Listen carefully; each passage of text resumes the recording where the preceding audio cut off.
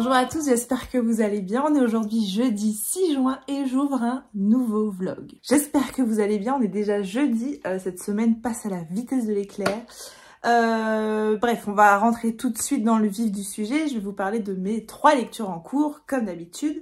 Ma lecture en cours, c'est ceci, Là où fleurissent les cendres de Nguyen Phan Khai aux éditions Charleston. J'avais lu dans le cadre de mon année de lectrice Charleston pour que je chante les montagnes, que j'avais adoré.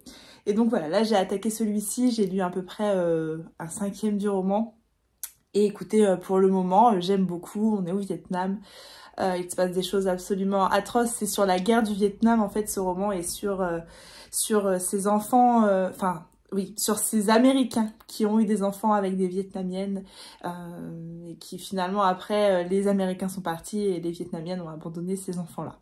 Voilà, en gros, la thématique du roman, c'est ça, mais je vous en reparlerai quand je l'aurai terminé. Niveau de l'audio, je suis toujours dans l'art meurtrier du lait de coco. J'avance doucement, mais sûrement. Peut-être que je suis pas hyper imprégnée dans l'intrigue. Peut-être que je trouve qu'il y a quelques longueurs et que du coup, j'ai un petit peu plus de mal à retourner à mon audio que d'autres romans. Mais je vais aller jusqu'au bout, c'est sûr et certain. Peut-être qu'il va y avoir quelques rebondissements qui vont venir remettre un peu de piment dans ce lait de coco. Et puis en lecture commune, je suis dans le tome 6 des McCoy, le dernier de cette saga écossaise. Je vais enfin en finir avec ces clans McCoy, MacLeod, Mackenzie, Campbell, etc. etc. Mais pareil, je vous en reparlerai bien plus tard, celui-ci dans un autre vlog, quand j'aurai enfin terminé cette saga. Sinon, la semaine dernière, je vous ai quitté avec ce roman-là. J'étais en pleine lecture donc de Les Effacés de Bernard Minier, une enquête de Lucia Guerrero, la deuxième enquête de Lucia Guerrero. On l'avait découvert dans le précédent tome qui s'appelait tout bonnement Lucia. Alors ce roman-là, c'est l'histoire, donc au début on a Lucia Guerrero, cette fameuse enquêtrice que j'aime beaucoup, soit dit en passant, qui enquête en Galice sur l'enlèvement de femmes que l'on retrouve sauvagement assassinées 5 jours après, avec tout un rituel autour de ces morts, etc., etc. Elle enquête là-dessus, elle avance pas vraiment, malgré que au tout début du roman, ça part très vite et très fort. Bref. Et puis finalement, elle est très vite rappelée à Madrid parce que a eu lieu un meurtre absolument horrible sur cette fois-ci une femme extrêmement riche. Et ce qu'il essaye un petit peu de dire Bernard Minier à ce moment-là, c'est qu'en fait, tant pis, hein, les petites gamines de Galice qui partent travailler et qui sont enlevées, pauvres comme tout, c'est pas très important, mais par contre, va falloir aller vite régler ce meurtre de cette milliardaire, parce que voilà, sur le mur, on a laissé une trace où c'est marqué tueront les riches. Voilà, il va falloir faire très vite. Le ministre veut absolument que l'affaire soit résolue très rapidement, etc., etc. Donc voilà, on est un petit peu sur un affrontement des classes dans ce roman-là. Lucia, l'enquête, elle quitte cette enquête en Galice, elle quitte ses femmes, mais elle a toujours un œil dessus. Elle contacte régulièrement son collègue, elle essaye de savoir si ça avance, etc. Mais voilà, on lui demande de prioriser cette enquête. Évidemment, il y aura d'autres morts au niveau des riches. Et voilà. Qu'est-ce que je peux vous dire à propos de ce roman? Je peux vous dire que je l'ai davantage aimé que Lucia, malgré qu'il en reprend beaucoup de codes, notamment le domaine de l'art qu'on retrouve assez présent dans ce roman-là, qui était déjà le cas dans Lucia. Ce côté-là, je l'aime beaucoup. J'aime beaucoup Lucia aussi. J'aime beaucoup cette enquêtrice. Alors évidemment, elle a presque tous les clichés d'une enquêtrice de polar. Voilà, c'est cette femme qui fait extrêmement bien son travail, mais alors dans sa vie privée, c'est le cas au total. Elle sait pas s'occuper de ses enfants correctement, enfin de son fils notamment. Sa sœur lui reproche plein de choses, sa mère est dans le coma, enfin elle a un peu ce stéréotype-là de la super enquêtrice, mais à côté de ça, la vie perso, c'est vraiment rock'n'roll. Mais malgré tout, eh ben, je l'aime beaucoup, parce que j'aime beaucoup ce genre de personnage et que ça serait dommage qu'il en soit autrement. L'enquête, j'ai beaucoup aimé, mais je vais avoir le même mais qu'à Lucia. J'ai vu arriver un gros truc dès le début. Je sais pas pourquoi, mais je m'en suis doutée. Je me suis doutée en fait que cet affrontement de classe sociale, on allait finir là-dessus. Voilà, j'en dirai pas plus, mais c'était évident pour moi. Mais à côté de ça, j'aime beaucoup l'écriture de Bernard Minier.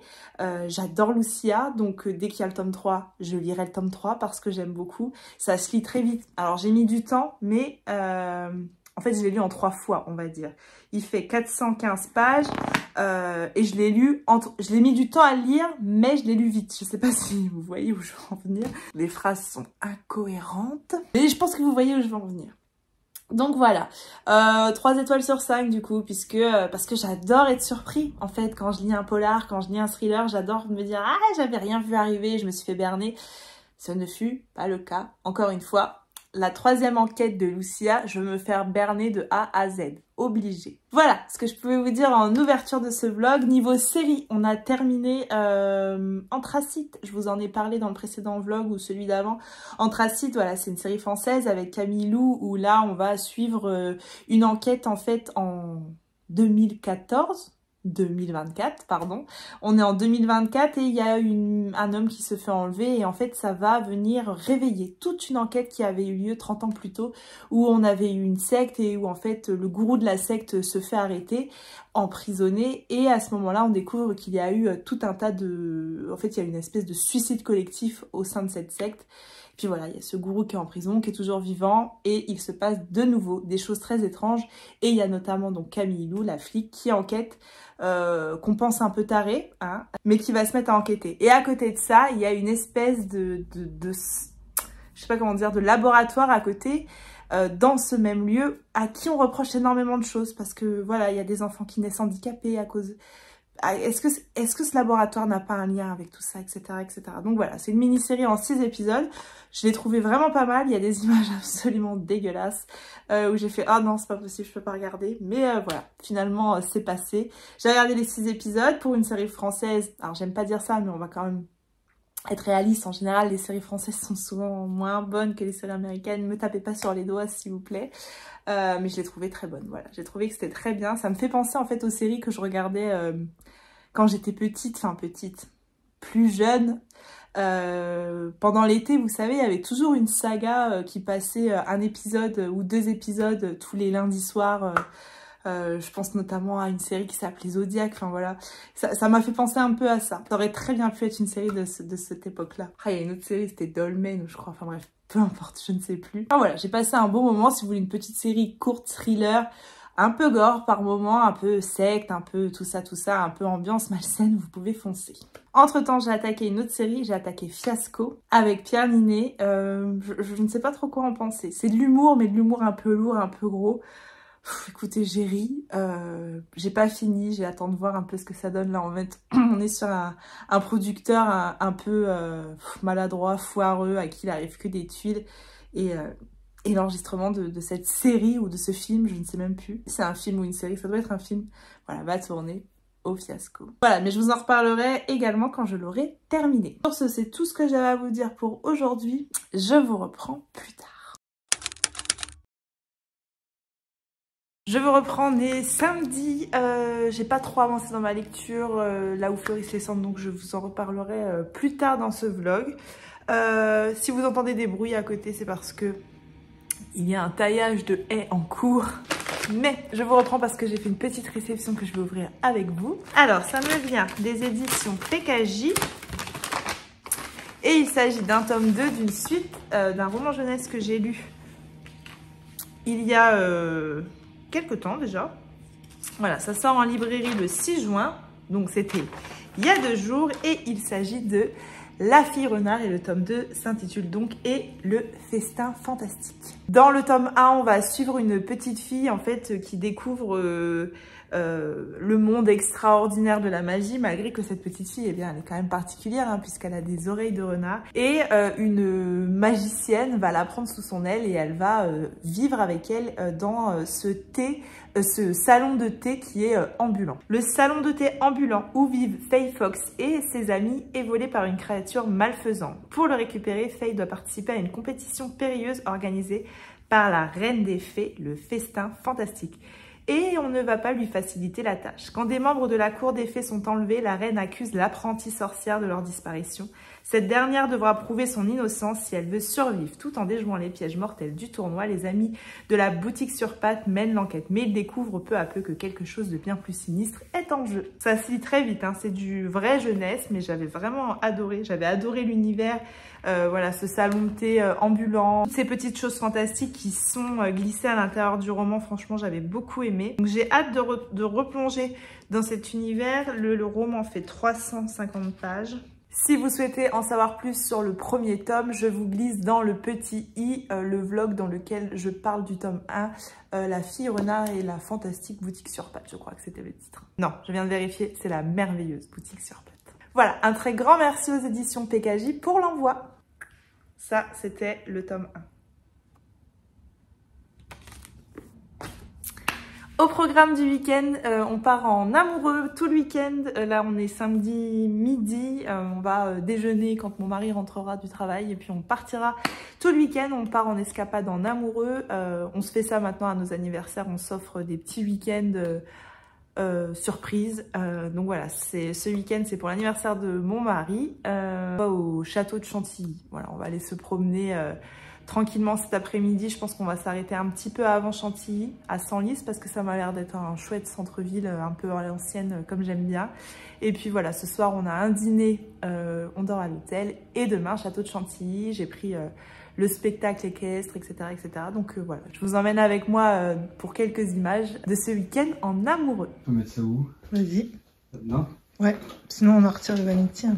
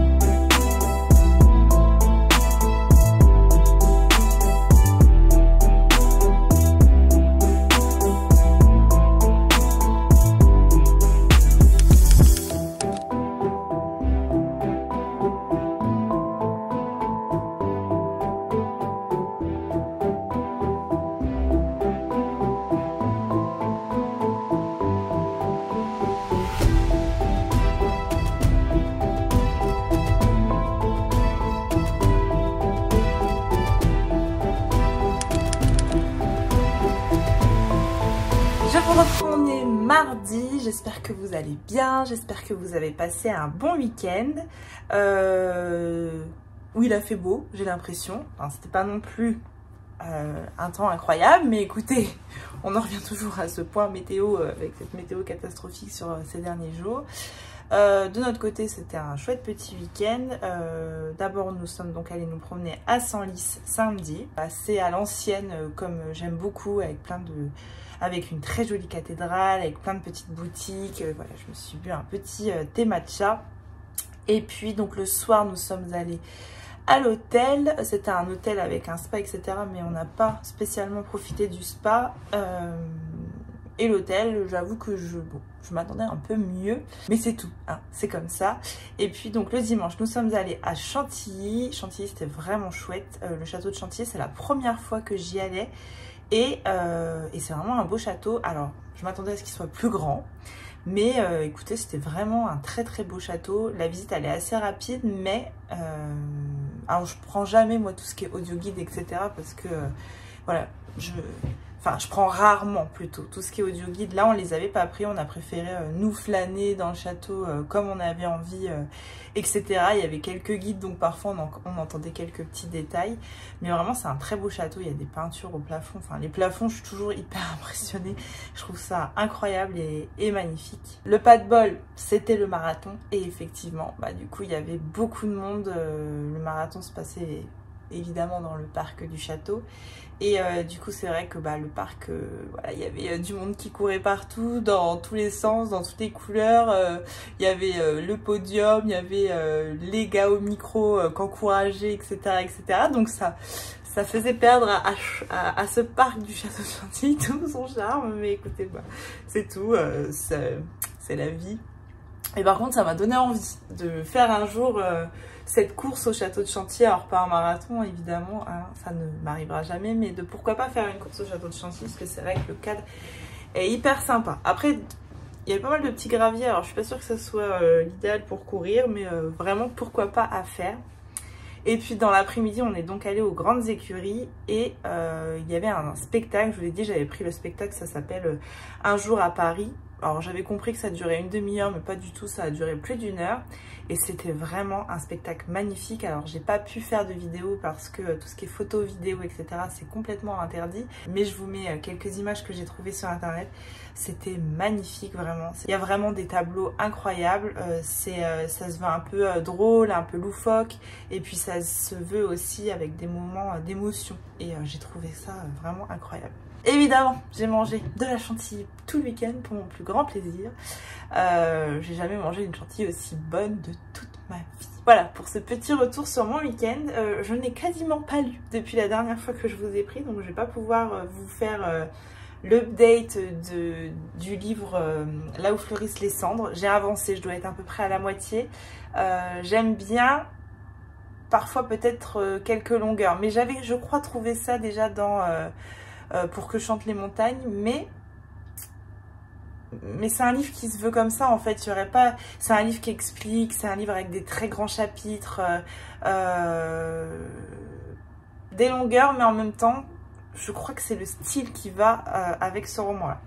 Enfin bref, je vous en parlerai plutôt dans le prochain vlog du coup de ce roman. Et sinon, j'ai lu un graphique ce week-end, j'ai lu Le Grimoire d'Elphie. Donc c'est le tome 1 qui s'appelle donc L'île presque de Arleston, Alouette et Minnie Ludwin. C'est une bande dessinée qui est parue aux éditions Dracou.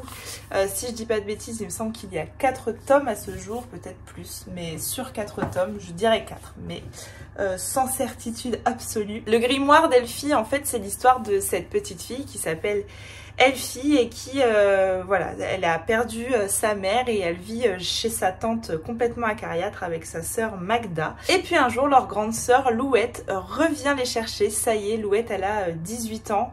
Enfin depuis quelques temps, puisqu'en fait elle ne vit pas chez cette tante. Elle a 18 ans et elle a obtenu la garde de ses 2 petites sœurs, donc elle vient les récupérer chez cette méchante tante. Alors il y a l'oncle aussi qui vit avec eux, qui semble un peu dépassé par sa mégère de femme, j'ai envie de dire. Enfin bref, Louette elle vient les récupérer. et elle vient les récupérer à bord d'un bus londonien, un grand bus rouge qu'elle a aménagé pour en faire une librairie ambulante. Et donc elle les récupère et elles vont faire leur première étape sur une île qui est une île bretonne pardon, qui est chère à leur cœur puisqu'il semblerait qu'elles aient des merveilleux souvenirs avec leur maman sur cette île. Et quand elles arrivent sur l'île le premier soir, Louette dit j'ai quelque chose à vous offrir, un cadeau que vous a laissé maman. Alors ça semblait impossible parce qu'en fait leur mère est morte dans l'incendie de leur maison et du coup on avait l'impression que tous les souvenirs étaient brûlés, mais non, à la banque, au coffre, il y avait un très joli camé qui attendait donc la grande sœur Magda et un très joli carnet pour Elfie. Alors au début Elfie elle est un peu déçue, elle se dit c'est un carnet, il est vide, il n'y a rien d'écrit dedans, mais sa maman était écrivaine et du coup elle a l'impression que c'est ça qu'elle voulait sa maman, qu'elle écrive des histoires. Et donc du coup elle va commencer à écrire dans ce carnet et elle va découvrir que ce carnet n'est pas un simple carnet, que ce carnet a des pouvoirs magiques comme sa maman qui était donc une sorcière, et elle le découvre à ce moment-là. Elfie c'est une petite fille qui fait des très jolis origamis, c'est un petit peu une passion, et le soir, donc elle s'endort, elle fait une grenouille en origami et le lendemain matin quand elle se réveille, cette grenouille a pris vie. Et donc voilà, elles arrivent sur cette île et sur cette île il y a un vieux conflit qui oppose deux hommes et Elfie va évidemment tenter d'apaiser cette situation avec l'aide de son grimoire incroyable. J'ai adoré ce graphique, alors c'est un graphique qui est très jeunesse, mais j'ai adoré, j'ai passé un excellent moment. Je trouve que les dessins sont absolument magnifiques, c'est très coloré. Voilà, la première page c'est écrit « Je dois nourrir mon grimoire, c'est très important. Pour que je puisse utiliser sa magie, je dois lui raconter des histoires. Alors comme j'ai fini d'écrire l'aventure du pirate au macareux et que je n'ai pas trop d'autres idées, je vais écrire la mienne, en espérant que les pierres sous la couverture se mettent de nouveau à briller. Oui bien sûr, dit comme ça, c'est pas vraiment clair. C'est pour ça qu'il faut que j'explique tout. Alors le mieux c'est de reprendre depuis le début. » Et donc voilà, Elfie nous raconte son histoire avec vraiment des planches pleines de couleurs, magnifiques. L'histoire de ces trois sœurs, elle est très attendrissante. Cette grenouille qui parle et il n'y a que Elfie qui l'entend. Enfin, ça mélange voilà, des planches avec des planches classiques de bande dessinée et puis on a également des planches un peu plus travaillées comme celle-ci. Là on voit l'intérieur du bus, etc. Enfin, j'ai un très gros coup de cœur pour ce graphique parce que je le trouve sans faute, je le trouve attendrissant, je trouve l'histoire très jolie, je trouve les planches magnifiques. Voilà, je vais foncer me prendre les autres tomes en librairie. Est-ce que j'ai les noms? Alors, le tome 2, c'est Le 10 des cigales. Le tome 3, Malaventure et pain d'épices. Le tome 4, Le trésor de la tricomancienne. Voilà. Et sinon, niveau série, on a lâché Fiasco. Pour le moment, on reprendra, mais on a commencé une nouvelle série qui s'appelle Chère Petite. Alors, 1000 ans après le reste du monde, comme d'habitude. Si vous êtes adepte des nouveautés Netflix, je ne vous ferai quasiment jamais rien découvrir, je pense. Chère Petite, il me semble que c'est tiré d'un livre, mais pareil, j'en suis pas sûre. J'ai l'impression, en tout cas. Alors, Chère Petite, en fait, c'est une femme, on découvre en fait une famille qui est enfermée dans un espèce de bungalow, enfin c'est pas un bungalow, c'est un espèce de préfabriqué, etc. Et il y a un homme qui rentre en fait au début, on comprend que c'est le père de famille, mais qu'en fait il se passe des drôles de choses dans cette maison, parce que la femme elle est tétanisée quand l'homme y rentre, les enfants ils sont matrixés, ils tendent leurs mains comme ça, enfin bref c'est hyper bizarre. Et très rapidement en fait cette femme elle s'échappe et quand elle arrive à l'hôpital, on croit que c'est une femme qui a été enlevée il y a des années et des années maintenant, et quand les parents arrivent sur place, ils se rendent compte que non, ce n'est pas cette femme. Alors évidemment la grande question va être qui est cette femme qui s'est échappée avec un de ses enfants, la fille qui est extrêmement bizarre et qui est complètement matrixée par toute l'éducation qu'elle a reçue dans cette boîte pendant des années. Et surtout ce qui est bizarre, c'est qu'en fait au niveau de l'ADN, enfin pas de l'ADN, mais au niveau du groupe sanguin, la jeune demoiselle, elle est AB-. Et en fait, la femme qu'on pensait, quand les parents arrivent sur place pensant retrouver leur fille et qu'en fait c'est pas elle, et ben en fait elle était AB-. Ce qui est extrêmement bizarre parce que c'est un groupe sanguin extrêmement rare. Et du coup voilà, on se pose la question, qui est cette femme qu'on a retrouvée finalement? Où est la femme qui avait disparu il y a des années? Et les enfants n'ont-ils pas un lien avec cette première femme disparue il y a des années? Je ne sais pas si c'est très clair, mais voilà, ça pose plein de questions, c'est très bizarre. L'intrigue se situe du coup principalement à l'hôpital où on se pose tout un tas de questions, etc. J'ai regardé que 2 épisodes, c'est une mini-série qui fait 6 épisodes. Pour l'instant, j'aime beaucoup. L'ambiance est très particulière, très pesante, à suivre. Voilà, sur ce, c'est tout ce que j'avais à vous dire pour ce vlog. N'hésitez pas à prendre le temps comme d'habitude, de liker, commenter, partager, etc. etc. Moi, je vous reprends très vite dans un prochain vlog. Je vous fais des bisous, à bientôt, bye!